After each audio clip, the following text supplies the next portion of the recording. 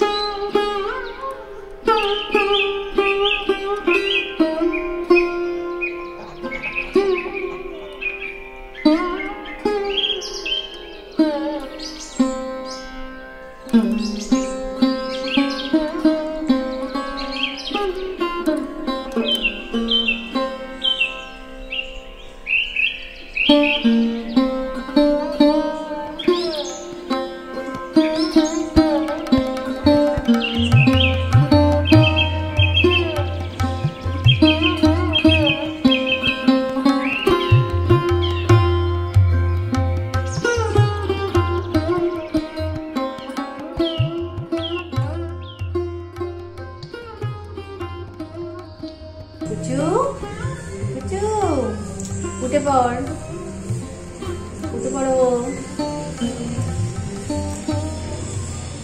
আগে কি বলো তো, আমার তো জন্মদিন। হ্যাঁ, উঠে পড়ো বেবিটা।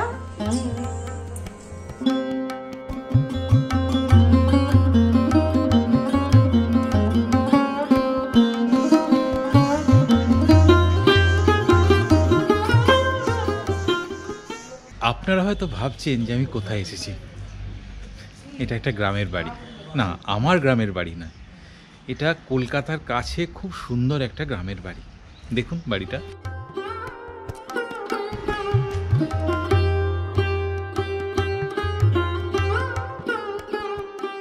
তো গতকাল রাত্রে আমরা এখানে এসেছি, তো তখন এই জায়গাটা দেখানো হয়নি, তাই আজ সকাল থেকে আমি এই ব্লগ শুরু করছি।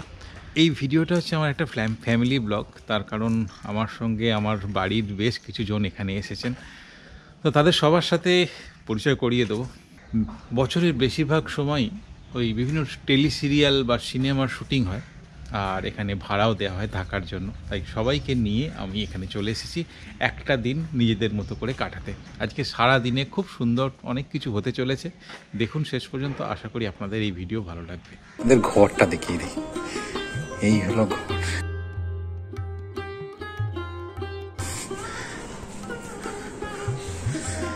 তিনটে বিছানা, এই দেখুন, এই একটা আর এই একটা।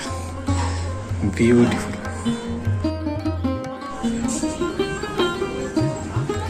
বিউটিফুল। একটা ডবল বেড আছে, সঙ্গে দেখুন সুন্দর একটা সোফা আছে, একটা আয়না আছে, সবকিছু ওকে। এখানে টিভি আছে, আপনার যদি প্রয়োজন হয় তাহলে টিভিও দেখতে পারেন, আমরা দেখবো বলে তো মনে হচ্ছে না। আর এখানে আছে বাথরুম, চলুন বাথরুমটা দেখাই। এই যে ওকে, তাহলে চলুন বাইরের দিকে যাওয়া যাক, যেখানে এসেছি সেই জায়গাটা আপনাদের ভালো করে দেখানো যাক। জোকা মেট্রো থেকে মাত্র 5 কিলোমিটার দূরে এই জায়গাটির নাম রসমঞ্জু, আর এই রিসর্টটির নাম হচ্ছে প্রভু উদ্যান রিসর্ট। প্রায় 15 থেকে 20 বিঘা জমির উপরে বিশাল রিসর্ট, বেশ কয়েকটি থাকার জায়গা আছে, প্রচুর গাছ। রিসর্টটির মধ্যে আছে বেশ কয়েকটি পুকুর, তার মধ্যে হাঁস সাঁতার কেটে বেড়াচ্ছে। আর আছে পুকুরের মধ্যে সুন্দর একটি দ্বীপ, আর সেই দ্বীপে যাওয়ার জন্য একটি বাঁশের তৈরি সাঁকো, যেটা দেখতে খুব সুন্দর।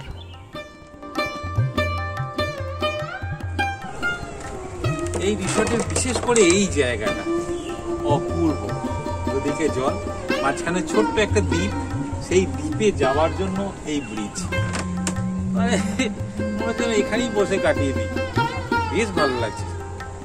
তো আমাদের বাকিরা সব স্নান টান সারছে, সকালবেলা উঠে সব করে দিকে স্নান করে নাও, তারপরে আমরা একটু এদিক ওদিক ঘুরবো। তো চলুন, আর খিদে পেয়েছে, ব্রেকফাস্ট টেবিলে আবার আপনাদের সাথে দেখা হচ্ছে।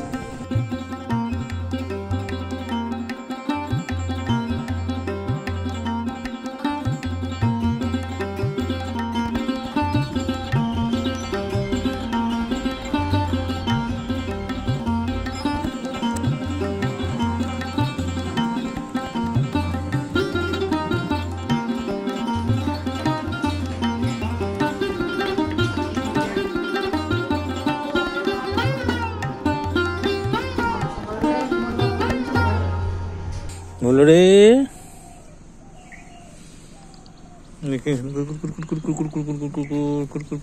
এই রিসোর্টে গেলে এই ভুলুর দেখা পাবেন, আর আছে একটা এমু পাখি, চলুন তার কাছে যাই।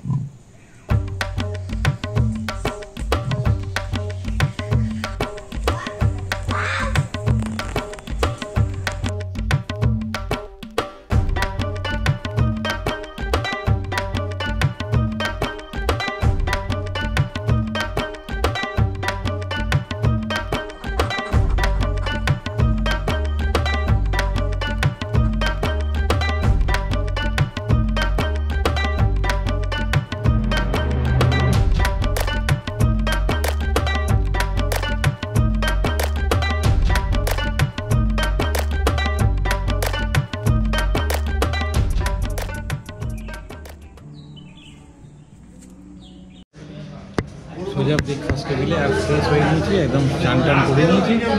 আর এই আমাদের ব্রেকফাস্টটা আপাতত করেছে পাতে লুচি, আর এখানে আলুর দম মোয়া।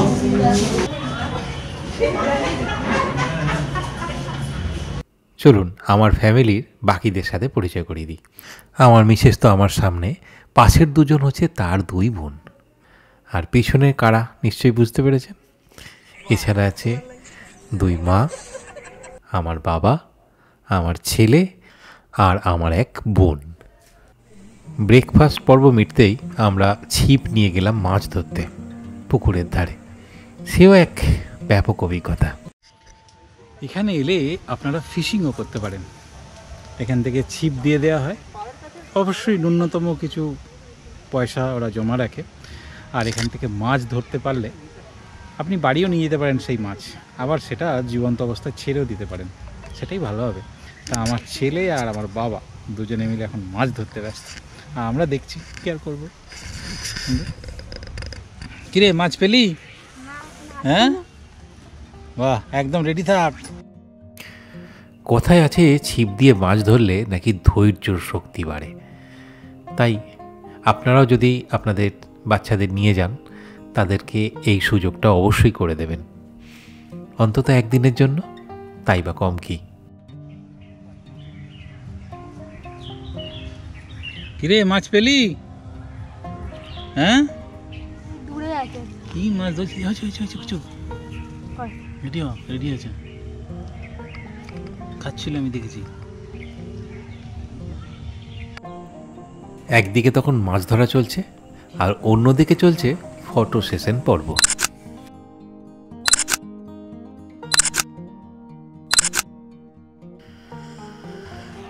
আর এর মধ্যেই অঙ্কুর পেয়ে গেল একটা মাছ, পাওয়া গেছে অবশেষে।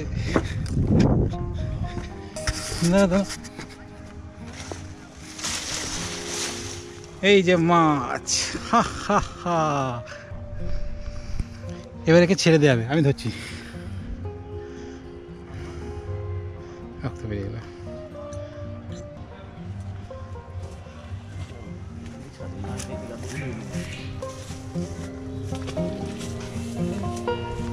ছেড়ে দেওয়া। মাছ ধরা পর্ব শেষ হতেই দুপুরের খাবার সময় হয়ে গেল। সোজা গিয়ে একদম খাবার টেবিলে।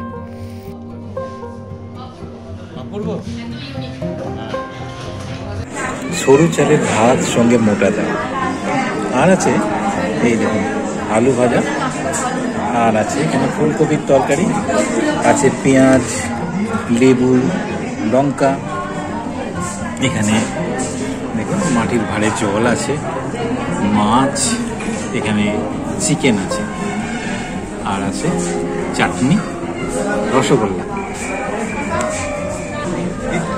এই হলো আজকে দুপুরের মেনু। খাওয়া শুরু করি। খাওয়া দাওয়া হয়ে গেল, একদম পাত ফাঁকা। কেমন হলো খাওয়া? খুব সুন্দর, হ্যাঁ অপূর্ব, হ্যাঁ অপূর্ব। এই খাওয়া দাওয়া ঠিক আছে? একদম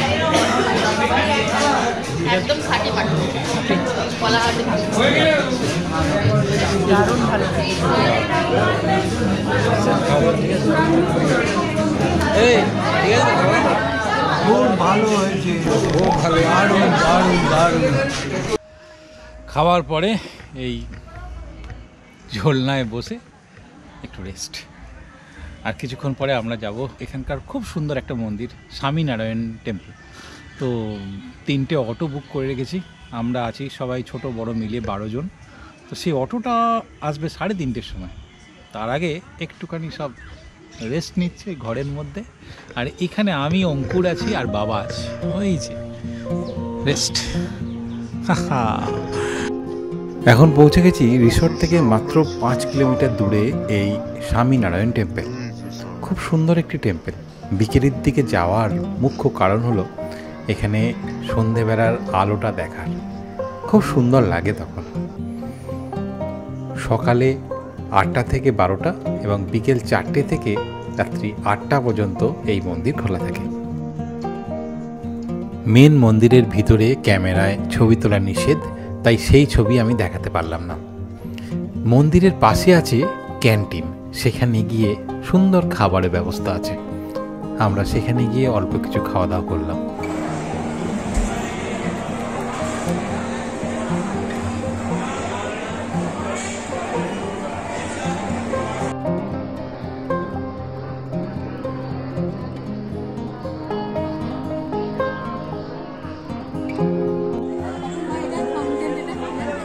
আগে হতো, এখন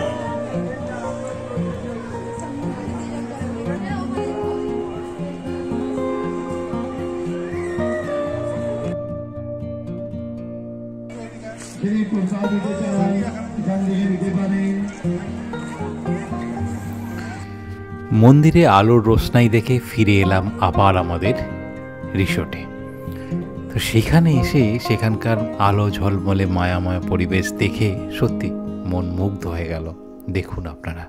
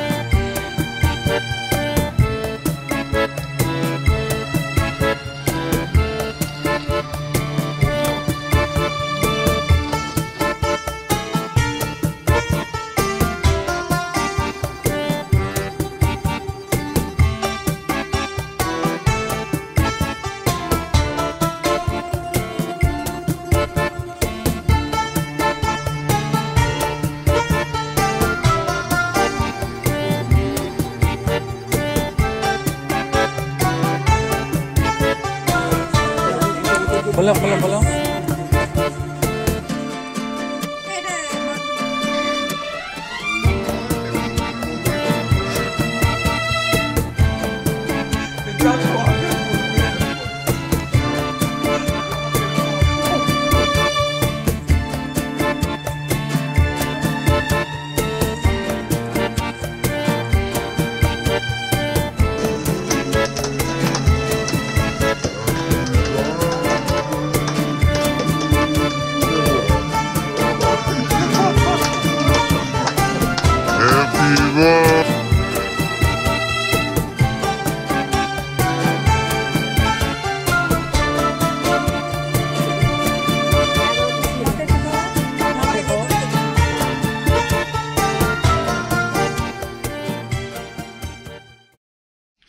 তাহলে এই ভিডিও আপনাদের কেমন লাগলো? যদি এই ভিডিওটা আপনাদের ভালো লাগে একটা লাইক শেয়ার অবশ্যই করে দেবেন, আর এখনও চ্যানেলটা সাবস্ক্রাইব না করে থাকলে সাবস্ক্রাইব করেন। তাহলে ভিডিও শেষে সেই কথাটাই আরেকবার বলবো, ভালো থাকবেন, সুস্থ থাকবেন, বেড়াতে থাকবেন, আর করবেন সেটাই যেটা আপনার হৃদয়ে চায়। বাই বাই, দেখা হচ্ছে আবার নতুন কোনো ভিডিওয়ে।